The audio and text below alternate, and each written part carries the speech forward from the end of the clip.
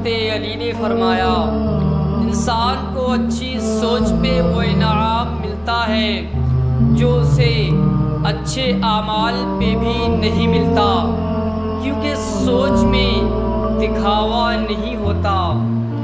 اپنی غلطی کا اعتراف کر لینا ایک بہترین خصوصیات ہے۔ اس سے نفس میں عاجزی پروان چڑھتی ہے اور تکبر کمزور ہوتا ہے۔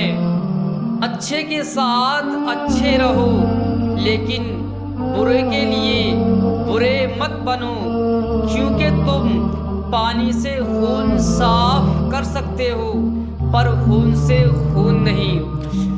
لوگوں کے عیبوں سے اس طرح غافل ہو جاؤ جیسے سوتے وقت تم دنیا سے غافل ہو جاتے ہو۔ لوگوں کو اسی طرح معاف کرو جیسے تم خدا سے امید رکھتے ہو کہ وہ تمہیں معاف کرے گا۔ کم کھانے میں صحت ہے، کم بولنے میں سمجھداری ہے اور کم سونا عبادت ہے۔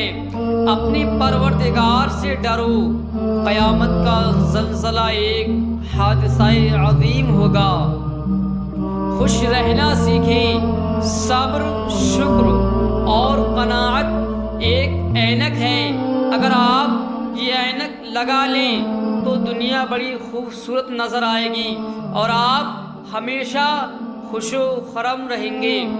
قربان جاؤں اس خدا پر جو انسان کو دکھ دیتا ہے اس کی برداشت کے مطابق اور خوشی دیتا ہے اس کی اوقات سے بڑھ کر۔ جب دل اداس ہو اور آنکھوں میں آنسو ہوں تو بس یہ بات یاد رکھنا، اللہ تمہارے ساتھ ہے اور ہمیشہ رہے گا۔ نیک لوگوں کی صحبت سے ہمیشہ بھلائی ہی ملتی ہے، کیونکہ ہوا جب پھولوں سے گزرتی ہے تو وہ بھی خوشبودار ہو جاتی ہے۔ روح کسی کی خوشیوں میں شریک ہونے سے اس کی خوشیاں دگنی ہو جاتی ہیں اور کسی کے غموں میں شریک ہونے سے اس کے غم کم ہو جاتے ہیں۔